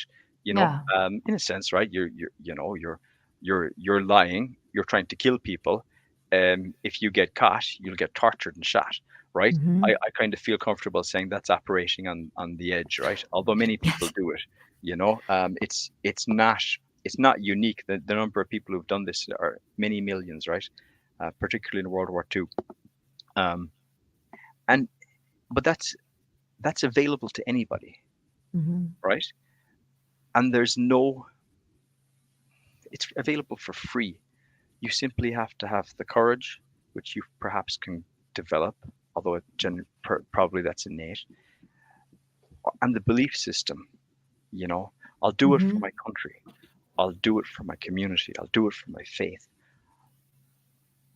These are non-marketable, non-commodifiable things. But if you are in a structure where it's like, how can I commodify everything? It's like, well, I can commodify this, right? Like I'll do a course for 9.99 on Udemy to teach women on how to do self-defense, right? By stamping down to the heel onto the instep of the attacker, you will render the man who weighs 155 kilos, he will be totally destroyed. It's like, no, he won't. He won't, right? You can hit him with your elbow across the face as hard as you want, and he'll know about it tomorrow, but he won't know about it and in that sense, right?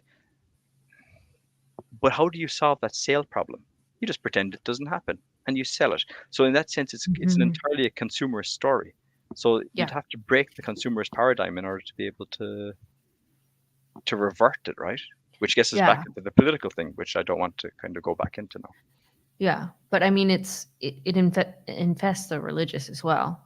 I mean, and it doesn't even mean to, but like a lot of the evangelical non-denominational world that I grew up in is Hmm. really looking at it in a consumeristic model where we have spreadsheets of who is receptive and who isn't, and Yep. you know basically sales pitches of how do we sell the gospel. Hmm. And yeah, I think there's a tension there because the question is the path of Jesus a consumeristic model, or is Hmm. it something deeper about a way of life and a becoming of a person that is that transcends any sort of sales pitch that you're giving it? And I think it's the latter. And so yeah, there's that tension, and I think probably why you're seeing some of this deconstruction in in faith traditions, especially that evangelical space, where it's Mm. these people sense that there is something more to then this materialistic cost benefit analysis that kind of goes into so Hmm. much of the thinking, our thinking as Americans, and we sense it, and but we're kind of yeah we're living in that tension where all of a sudden we're acting as if it's a sales pitch. Yeah.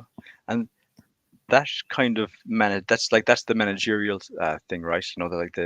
The ability in order to be able to manage a set of processes and people is so highly regarded that there is no domain in which it cannot make the world better, even in that domain, right? um, but Mm, the AI brings that to a head, right? mm, Because hey, ChatGPT, can you please give me a set of processes that I can maximize the number of people attending.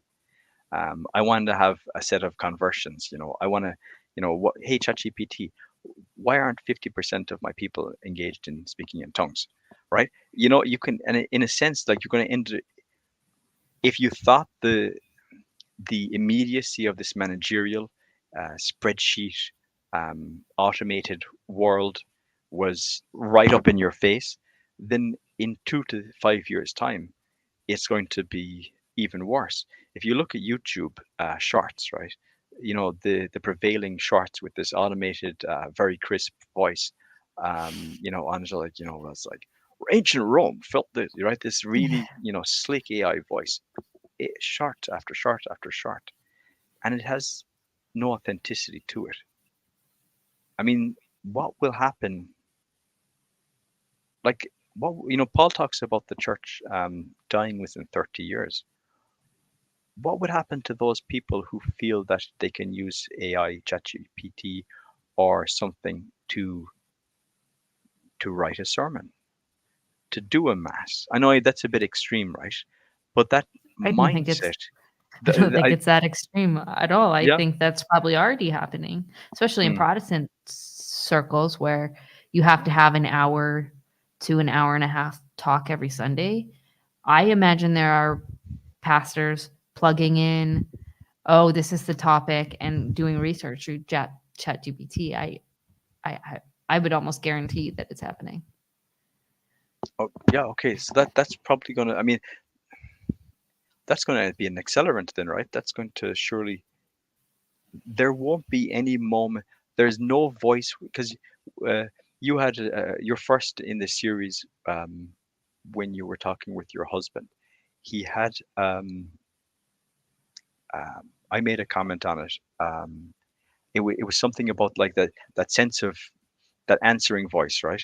So he was talking about how he never gave up, although he felt that he was like there was this type of deconstruction, type of loss happening, that something inside him kept orientating him towards a certain direction, or that he never lost that sense of belief that he could, right? That inner Mhm, voice that was always there, right? And mhm, I had made the comment that, to me, that was that was the thing that calls out, that hears the mhm, voice in the wilderness and answer, right? So like in a way, like, so even though so like Peterson, I had that voice in my mind, as many did, um, and yet I don't know it's calling out. But when Peterson starts to do his thing, then it's almost like the voice goes, "That's what I was trying to tell you," right? mhm, Um, mhm, so there's some type of dynamic that happens between the true word and the person hearing it that will totally disintegrate culturally in the next 3 to 5 years. If we were to be consumerists, right, to do a chat to do an Excel spreadsheet, we would say that we're like tech entrepreneurs, um, who are trying to create an authentic product for marketing, um, when the rest of the world is surfeited with BS. mhm. In a sense, right? You can kind of like we're in the authenticity marketing domain now. Yeah, and that you can I mean, I can understand and sympathize with that instinct. I understand it. Hmm. I'm very wary of it. Even when I was in it, I was very wary of it. Mm. But I You men- yeah. you mentioned something earlier that you felt that um, what you mentioned was that, look, it would have been nice if I had somebody who could guide me, right, and who could have Mhm. helped me avoid making some of those processes, right? And would it have been the case that um, I mean, that, like, a way of putting it, and I'm trying to put words in your mouth, but I'm not trying to impugn anything, or I'm just trying to struggle through of how to express this. Um, but is it almost like somebody could say that it would have been nice if I could have integrated this to a certain level, without having to go all the way down to the very bedrock. You talk when you hit the bedrock, right? I mean, and like it. I'm not saying that's what you're saying, right? That's Mm. what's bouncing in my mind, right? Mhm. And so maybe there's related things. Maybe that's a cultural artifact, right, of where we've come, that you felt that it would have been nice if I could have optimized this process, right? If we could have done a Visio, to get us from A to B in quicker, that would have been an optimization. Whereas in Mhm. reality, maybe there was no optimization. Um, maybe you simply had to go through it, and maybe I simply had to go through what I did, right? I often thought, yeah, it would have Yeah. been great if there was an optimization, but there wasn't, right? Yeah. Yeah, I don't know. And I mean, I guess I don't think about it in optimizing. I almost think Mm, of it relationally, mhm, where it's sort of like war is always going to be damaging and evil and cause some amount of trauma somewhere. But when you're not the only soldier going through it, mhm, um, there's a sense of brotherhood that helps you take on traumas that you might not be able to isolate it. mhm, Um, and that's what deconstruction felt like to me. It felt like war mm, with myself, war with something bigger than myself. um, mm. hopefully not against the good, but like certainly some sort of battle that was going on. And Yeah, um, I knew intellectually I wasn't alone, but there was a certain level of like my own yeah, pride or ego or sort of isolationist position I was in anyways. That sort of was like, okay, like mhm, I have to do this at least partly alone. Although you never really do anything alone, but kind of looking backwards and seeing, oh wow, yeah, that yeah, is a lot to ask of one person.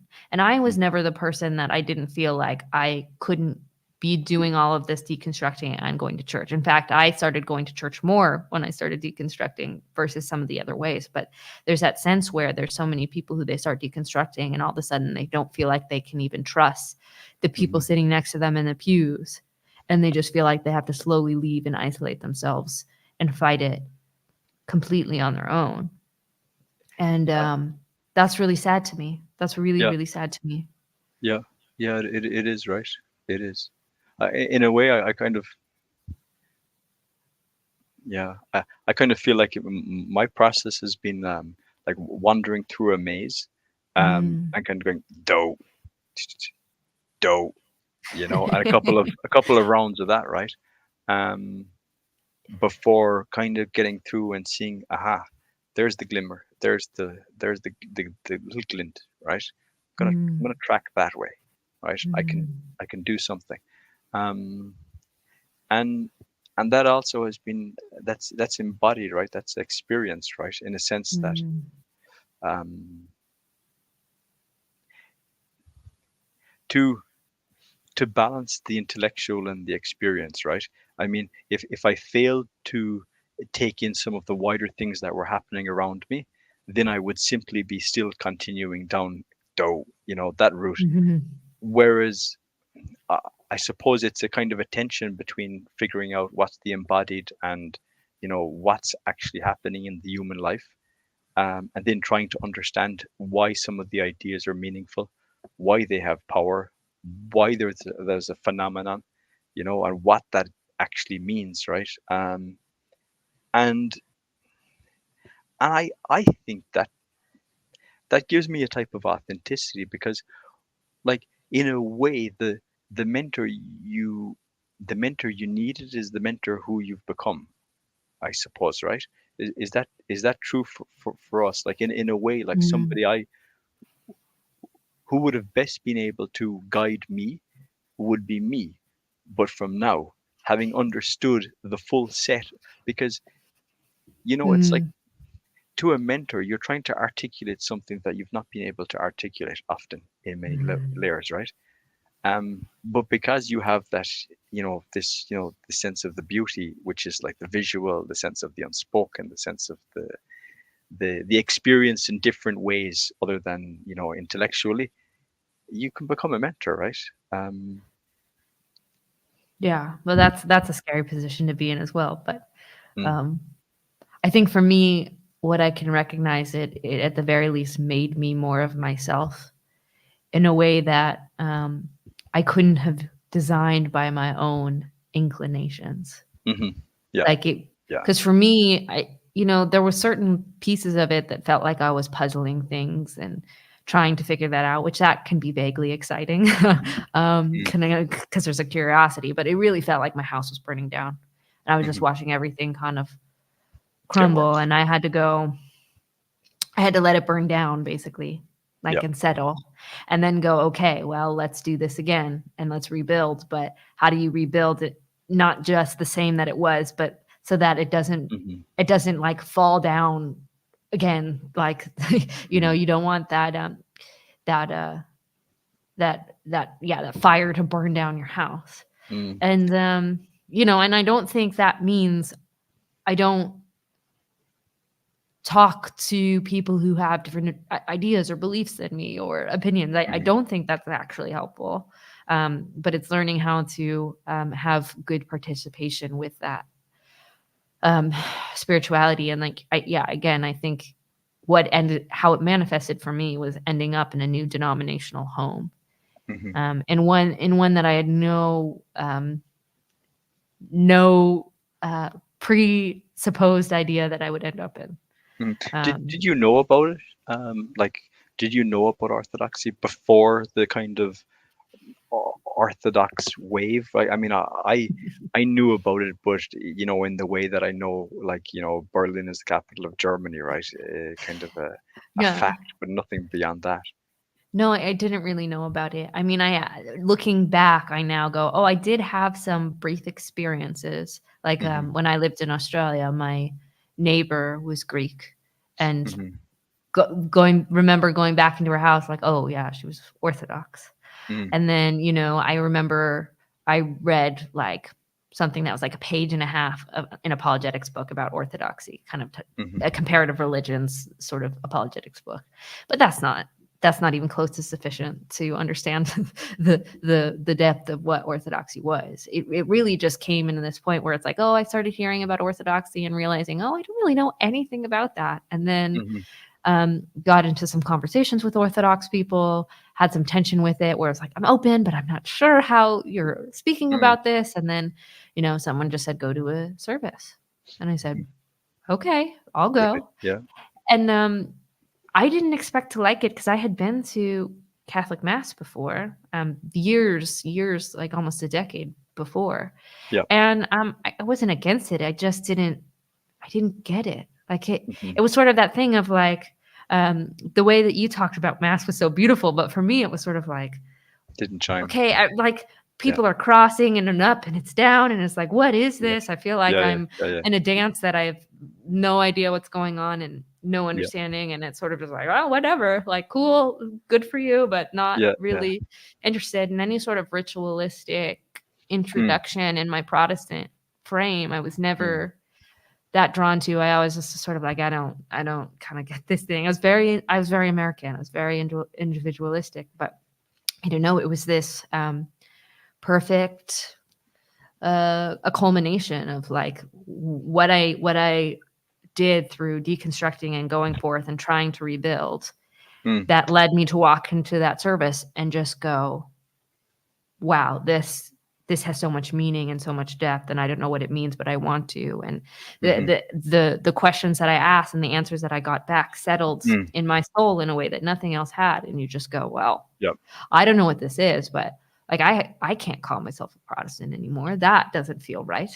Hmm. And I have to at least be open to what this is. And it took me several years before I like two or so years before I actually like became a catechumen and became Orthodox and all of that.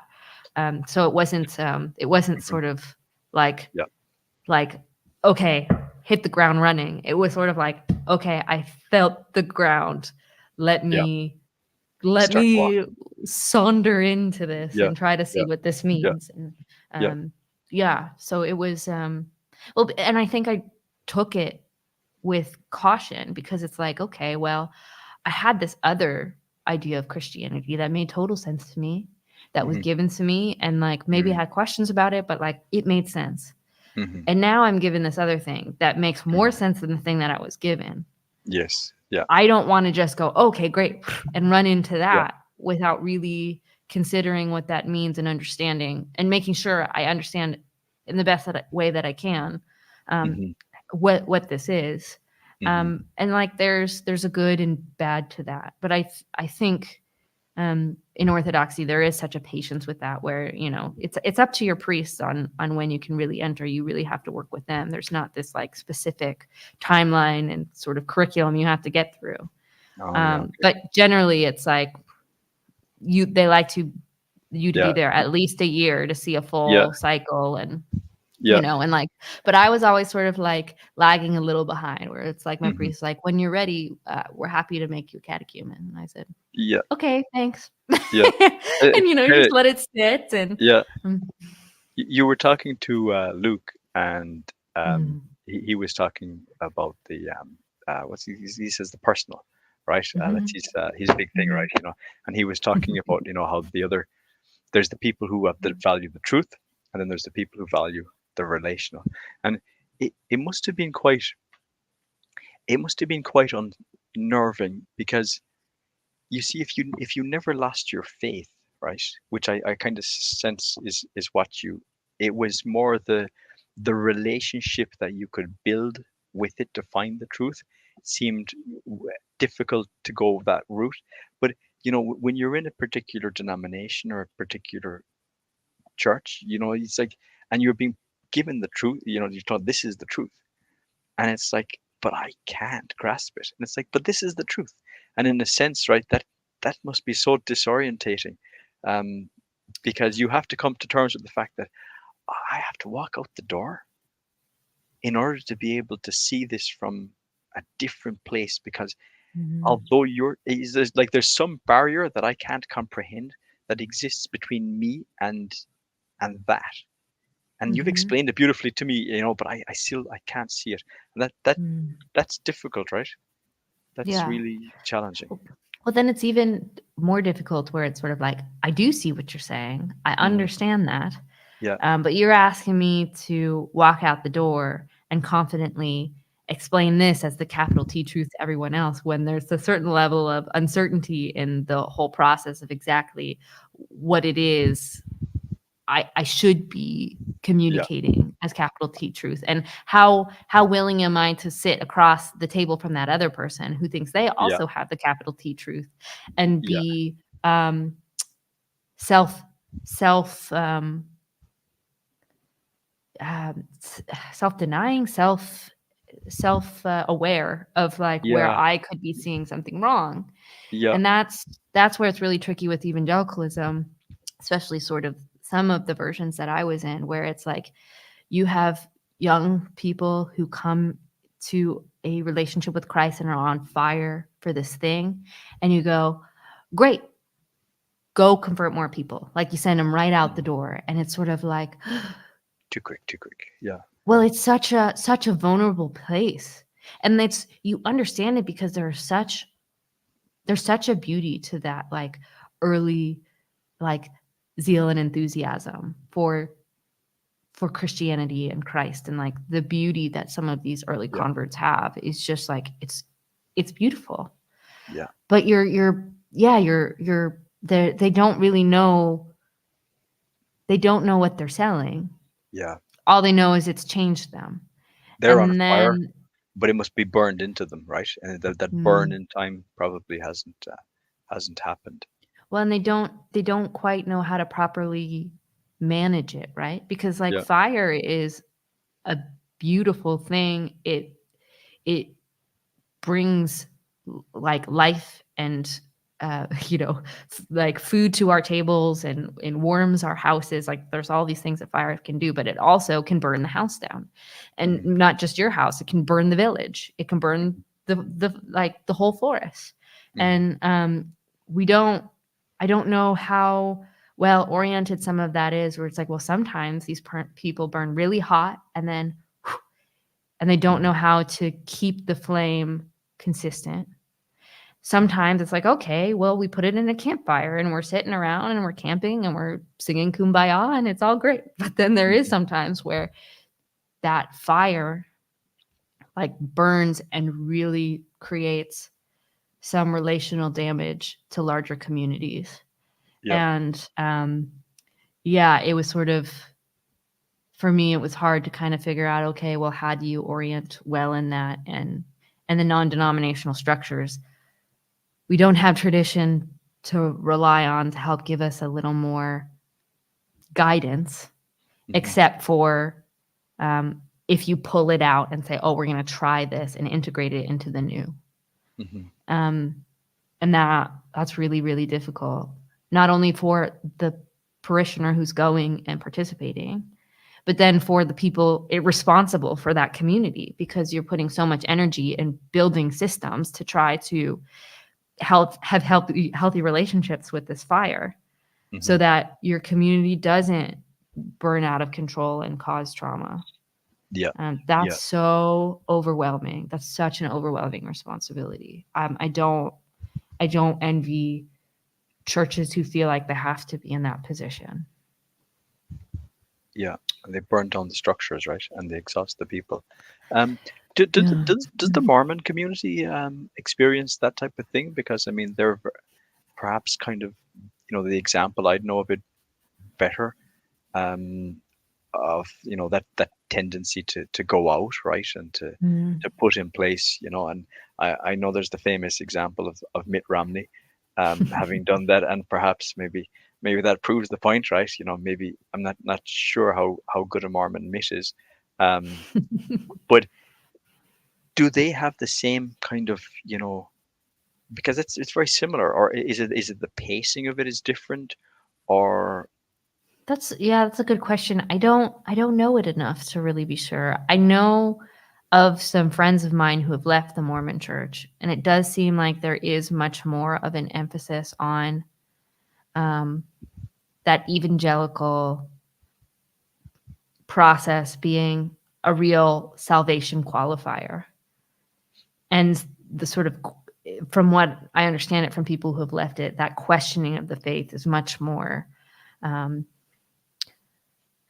forbidden mm, in Mormon structures hmm, than, say, an evangelical one, even though it's not yeah, really that happily looked upon in evangelicals' yeah. spheres either. But it may Um, be an artifact of. I mean, I don't want to sound. This isn't pejorative, but maybe it's an artifact of Protestantism, that there is that kind of, the tendency to go up, up, up, up, up, up, up. This kind of like, where mhm, once there was five denominations, now we've got 15. And yeah. this one is, I mean, that It's does splintering. happen within. It's a splintering kind of Yeah. phenomenon in a ways, and maybe that.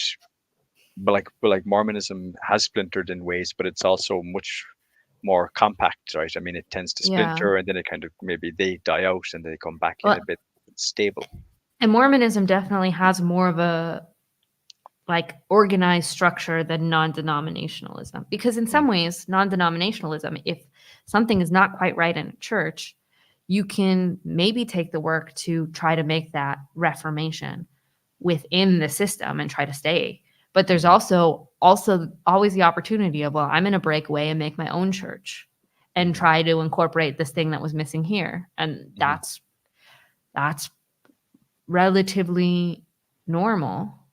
And maybe I'm being too painting it with too much of a broad brush, but that's sort of a path that a Protestant can take, where that's not really um, the the mode Mormon in more way. traditional Yeah, yeah, forms or more structural forms. yeah, yeah. But I really don't know enough about the Mormon structure to fully know it. I've talked to a lot of Mormons. Um, I would always, especially in my deconstruction phase, I talk to anybody. So I'd be like, oh, yeah, sure, I'll talk to you. And we have these questions, and it eventually goes to a stalemate, but they keep your number. And every 3 years, the new missionaries end up calling you, and you go, great, I'll have a conversation with you too. And, it just, it kind of has that cycle. But yeah, I think Mormons are more misunderstood than we know. I think there's more of a complexity in that system than kind of gets painted. I'm But sure. I don't really know how to explain it or accept that it's some sort of intuition that I have. And like Hmm. actually becoming Orthodox kind of gave me more sympathy for the Mm, Mormons, because a lot of their um, evangelical style was like, well, you have to read the Book of Mormon and you have to pray, and that intuition mm, will will move you and to show you that it's true. And it's like, mm, I had this weird sort of intuition when I came into Orthodox church, where it was like, oh, this thing feels more true than anything that I had. And mm. so it's sort of like, wow, I'm very sympathetic to you with that sense of Yeah. this intuition. Yes. But here's where we're having a difference. You're praying Mm, about Mormonism, and you're getting confirmations that it's more true, and I'm doing the same, and Mm-hmm. in the same earnest way that you are, and Mm. I'm finding an opposite Conclusion. Yeah. conclusion. How Yeah. do we how do we Mm-hmm. um, you know, figure that out? Reconcile How this to out. yeah, Yeah. reconcile this? Yeah. How do we Yeah. reconcile this? And um, yeah, that's that. It's hard because they're always coming at it from an evangelical point where it's not Mm. just open dialogue. They really want to convert you, and like that's fine. Yeah. I'm actually, if you're right, I'm okay with you trying to convert me. I suppose. I mean, Yeah. there are certainly human relational aspects that can get tricky when you're Mm-hmm. really seen as that project or that thing to Mm. win. Like Yeah. it really, really can get tricky. Mm-hmm. But I'm a person, not a again, metric. Yeah. yeah, but again, like you talk to them long enough and you Mm. be honest, like it breaks a little bit. And that's where eventually it stops because all of a sudden it's sort of like, I don't know. They don't know where it's gonna go. Okay. Like Yeah. because yeah, there's just that honesty of like I hearing you, I'm not minimizing you or making fun of you, but Mm-hmm. I'm not seeing what you're seeing, and I'm actually being pulled in this other direction. So I have to go in this Yeah. other direction, and Mm-hmm. God speed with your direction. Yeah. What do you But do it's when the tricky. customer doesn't uh, follow the sales funnel? What Mm. happens when the person comes with a question that's not, contained within the training manual, right? And And what's worse, what if they keep going deeper into the funnel, but they're yeah, not converting? That's yeah, yeah. that's Take you that's all the the way to tricky the part end. because that's me. It's like, come to my house, sure, come back. You want to call? Sure, I'll have a conversation with you. Sure, sure. But it's never that conversion moment that they're hoping for. And it's very probably um probably feels gaslighting because it's like she keeps saying yes, but she's Yeah, not saying the it's not yes a that we yeah, yeah, want. yeah, yeah, yeah, yeah. So yeah, it's I don't You, know. you know, It's you know what has been jumping into my mind, what I'd love to come across, and I don't know where to find it, would be a type of account that's very autobiographical and personal and um, almost ahistorical of Protestants at the time of, and maybe maybe people who are from the Calvinist and tradition and go who are grounded in what was happening all the way back to Luther and all this type of stuff would have access to those type of to the writings of people who were not writing about theology, but who were writing about what it must have felt like on a personal level to leave the most established and authoritative embodiment of Christianity, you know, um, mm, and to simply walk away from it and to do something new, right? I mean, it's in a way, it's almost like part of your story, uh, but almost on steroids, right? Where it's mhm, like it's the whole integration of that into the backstory of society, into the political structures, and into the the Tom Holland sense of this is how we all basically communicate, right? And yeah, you're not walking away from all of that, but you're doing the same. It's the same kind of approach of kind of going like, I no, I'm holding on to something. I need to get this right.